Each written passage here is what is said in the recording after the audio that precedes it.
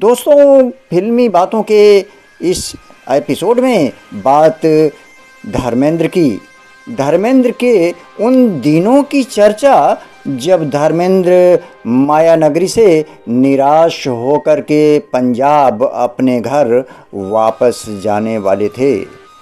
निराश हो चुके थे कि शायद फिल्मों में उन्हें जगह नहीं मिलेगी, लेकिन कैसे किसने धर्मेंद्र को वापस किया और धर्मेंद्र आज इतने बड़े स्टार बने, इन सारी कहानी को मैं आपके सामने पेश करूंगा।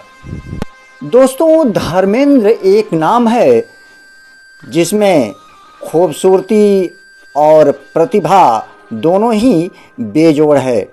इन्होंने एक से एक अभिनेत्रियों के साथ अलग अलग तरह की भूमिकाएं निभाईं और भारतीय सिने पटल पर एक नई इबारत लिख दी।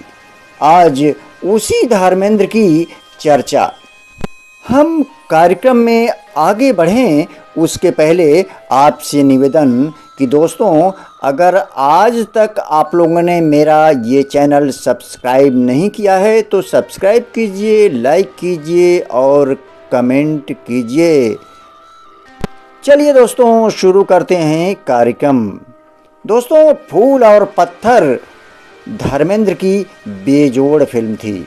इतना ही नहीं, चाहे वो हकीकत हो या कोई और भी फिल्में, धर्मेंद्र ने एक से एक भूमिकाएं अदा की और फिल्म इंडस्ट्री के बेताज बादशाह बन गए। लेकिन ये जान कर के आश्चर्य होगा आपको कि टैलेंट हंट के जरिए फिल्मों के लिए चुने जाने के बाद भी धर्मेंद्र को काफ़ी मशक्क़त करनी पड़ी। भूखों रहना पड़ा और सड़क के किनारे भी सोना पड़ा। संघर्ष करते करते धर्मेंद्र थक गए। वैसे दोस्तों, ये कोई नई बात नहीं है। फिल्मी संघर्ष की तमाम दास्तानें आप लोगों ने भी सुनी होगी। उसी फिल्मी संघर्ष की दास्तान धर्मेंद्र की भी है। काफ़ी दिनों तक संघर्ष करने के बाद जब थक गए धर्मेंद्र, तो उन्होंने निराश होकर के अपने घर वापसी का निर्णय लिया। दोस्तों, धर्मेंद्र का जीवन हम सब के लिए प्रेरणा भी है। बरसों काम करते हुए बहुत नाम कमाने वाले और संपत्ति कमाने वाले धर्मेंद्र का एक दिन ऐसा भी था जब माया नगरी में उन्हें भूखे प्यासे दिन भी गुजारने पड़े थे। हालात से हार मानते हुए घर वापसी का मन बना लिया, लेकिन एक साथी ऐसा मिला जिसने समझा बुझा कर रोका और फिर धर्मेंद्र ने इसी इंडस्ट्री में अपना एक नया मकाम स्थापित किया। दोस्तों, आप तो जानते ही होंगे कि मुंबई में पैर जमाने के लिए लोगों को कितने पापड़ बेलने पड़ते हैं। स्ट्रगल कई बार इतना लंबा खिंच जाता है कि हालात से समझौता कर घर वापसी का प्लान बना लेते हैं। ऐसा ही कुछ हुआ धर्मेंद्र के साथ भी, लेकिन मनोज कुमार की दोस्ती रंग लाई।